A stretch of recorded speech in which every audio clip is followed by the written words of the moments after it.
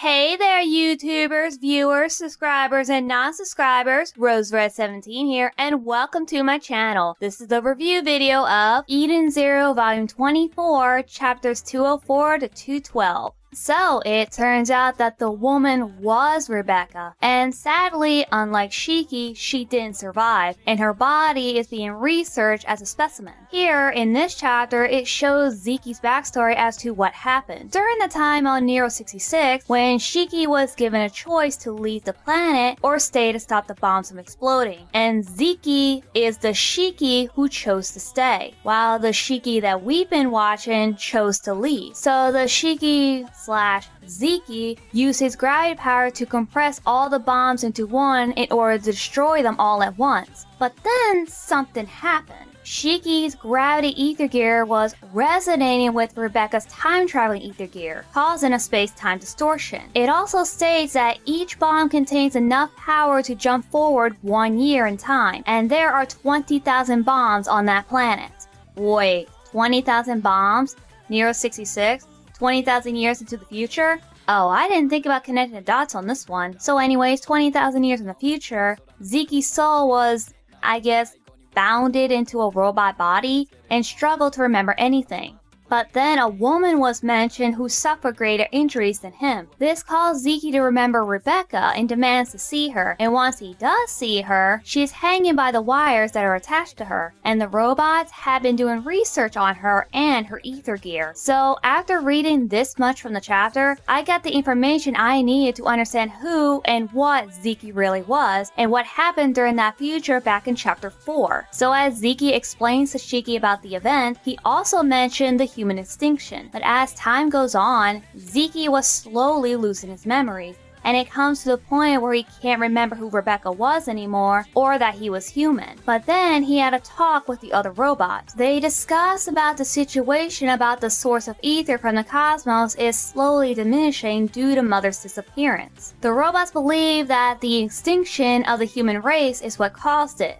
Interesting. So we get to know more about Mother and her connections to the plot of the story. So for decades, the robots have been trying to come up with a plan to restore the ether gear to the cosmos. In order to do so, they had to find Mother. So Zeki was required a mission to travel back in time, build a ship, and find Mother from 20,000 years in the past. This also gives the intel on how Zeki got the name Eden Zero for the ship. But wait, I thought Eden's was an anagram for Ether Drive Internal Navigation Ship, and the Zero came from the idea of being the prototype of the Eden's 1 ship. The reason I bring this up is because people on Twitter are suggesting the fact that Zeki named the ship after the words on Rebecca's B-Cube device instead of the anagram, unless the anagram was just a cover-up from the true meaning behind the name, and gives off a "wow, I did not expect that" reaction from the viewers. Or it's probably just me. Either way, it's still a good name. But there is more information about the Etherion and the Eden Zero ship. It turns out that the ship was designed to travel through time, and the number 3173 is the universe that Zeki came from. That is also where Shiki and Rebecca time jumped to after the bomb exploded back in Nero 66. Shiki didn't exist from that universe, but he was set out into space during that time and flung 20,000 years into the future. It's confusing, I know, but that is the fact point in time of Zeki's existence. One other thing I want to talk about is the origin of the Etherion, and what could be behind those doors could be Rebecca's body, or it could be just her powers that was extracted from her and stored within the ship. Although, I may be wrong about that, and that Rebecca's body could be behind those doors along with her ether gear in the future chapter. Either way, the Eden Zero ship has the power of time traveling, and here we get Zeki from Universe 3173 onto Universe 3. Zeki activated his overdrive and gave himself a new look for the battle. Meanwhile, the crew from the Eden Zero ship is still dealing with Dead Man Crow. Herman and his sister heard the conversation between Shiki and Zeki, but not sure what to believe. They can't understand their own existence as to why they were created in the first place. Now within Crow's body, Holy, Jin, and Laguna start to deal with more enemies as they become outnumbered. But what makes it worse is that Clean gets caught spot, which causes no one to use their ether gears. Clean's ship gets crushed by Crow, but luckily she managed to escape. But Crow got her again, causing her to fall. Hermit and the others are worried about Clean, but they have to stay focused as they're still dealing with Crow. And within his body, Holy, Jin, and Laguna have to deal with the creatures as Jin learned that Clean has fallen. Holy told him to go after her, but then Jin, who has been overprotective of his sister, decided to help Holy instead. Why? Because Clean was the one who told him to do so and said that Holy needed a family. Holy was moved by his words, but then quickly reminded that she is not alone and has the ISO, and then noticed that Laguna was gone, but then informed by Jin that he's going to save Clean. Back with Weiss, Hammer, and Rebecca, Hammer used the spacesuit to take the mothers back to the Eden Zero ship. Then, this is where they discovered the traitor thanks to Pino, and it turns out that she is the traitor.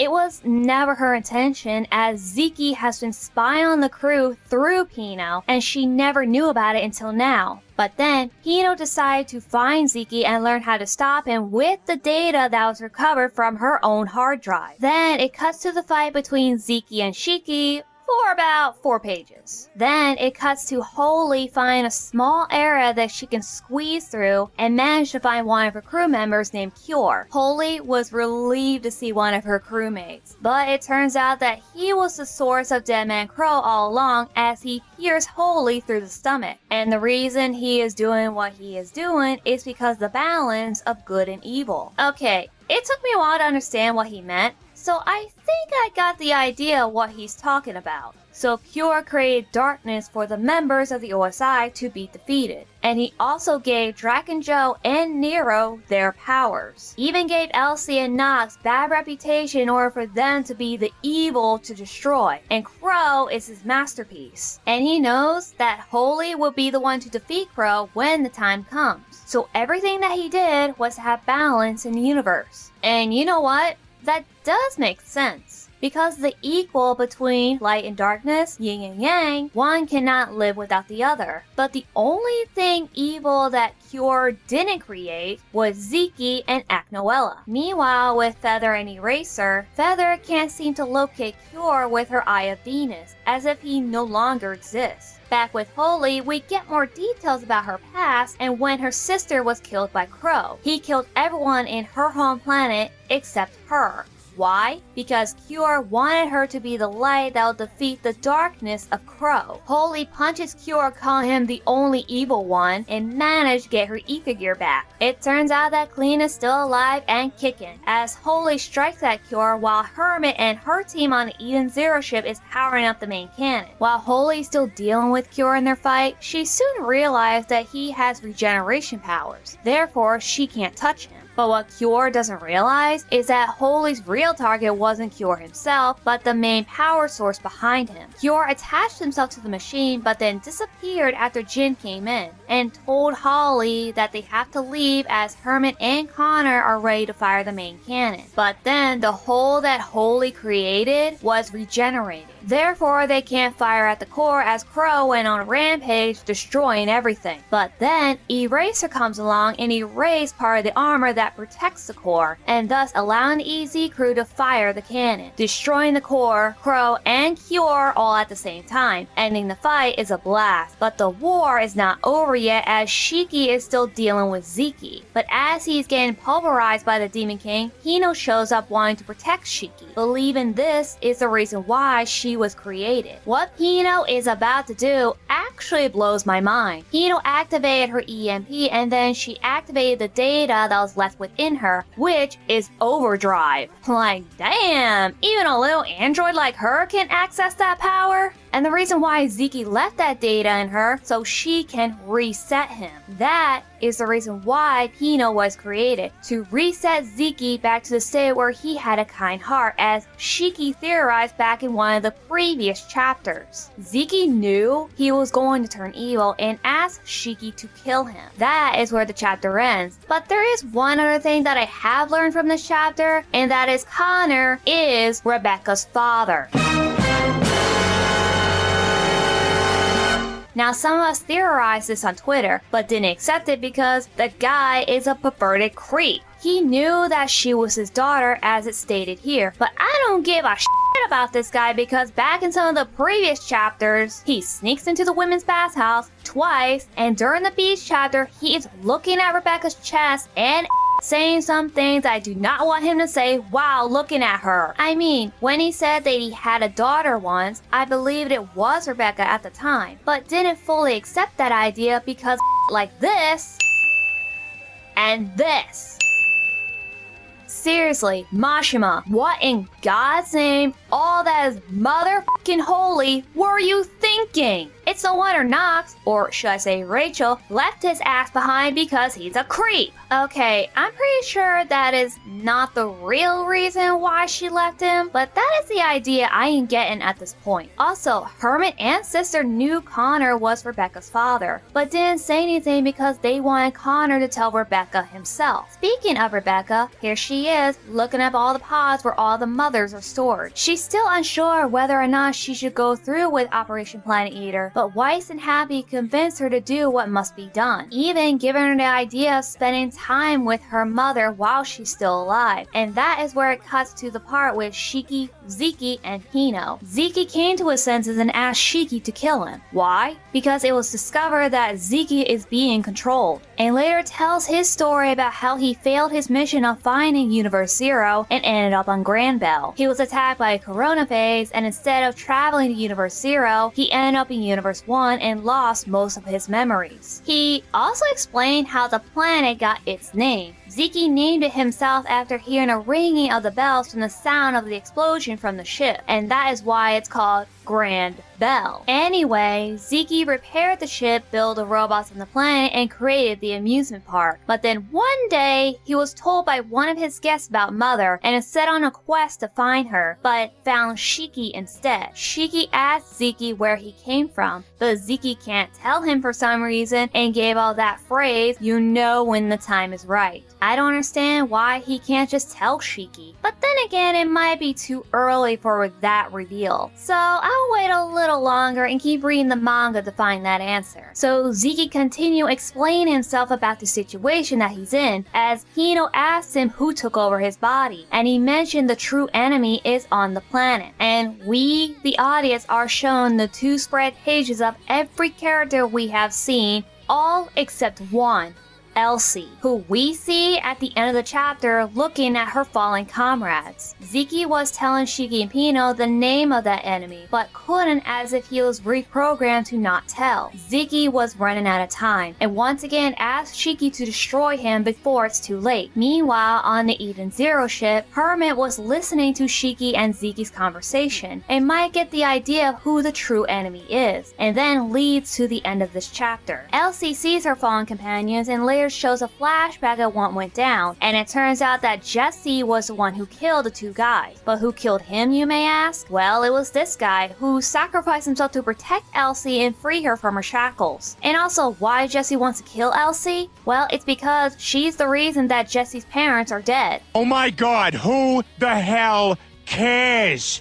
Yeah, I know I shouldn't have played that clip, but I'm just gonna say it. I don't give a about this guy. Jesse is literally a trash person and character. He didn't take responsibility for his actions after he accidentally killed one of his comrades. Instead, he puts the blame on Hamura. Now here he is killing others with no remorse, just to make Elsie suffer. I get that he's doing it out of revenge on Elsie, but not taking responsibility for your action and killing others with no remorse is downright selfish and cruel. Take some lessons from Holy. Yes, she wanted revenge on someone too, but I never saw her going around killing her enemy's crew in cold blood. She just wants to kill Crow and no one else. I felt a lot of sympathy for her after hearing her tragic backstory. It made me want to root for her and felt satisfied when she finally got the guy that she's been wanting to kill after all these years. But Jesse?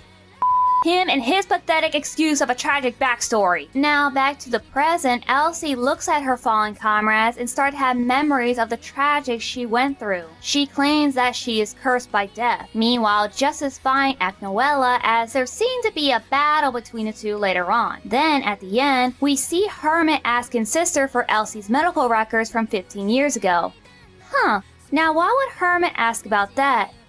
Could it be that Elsie is the true enemy? Herman starts to look through Elsie's medical files as Justice is facing off Agnoella along with Hamra fighting off her dragons. As it turns out that the dragon's breeding process came from Lendor's invention known as Mobus. It is also discovered that Agnoella turns out to be the queen of Lendor and Elsie's mother. Agnoella attacks Justice but then gets saved by Hamra after destroying the suit of armor that she was piloting. Agnoella was going to go in for another attack, and just before she revealed her name,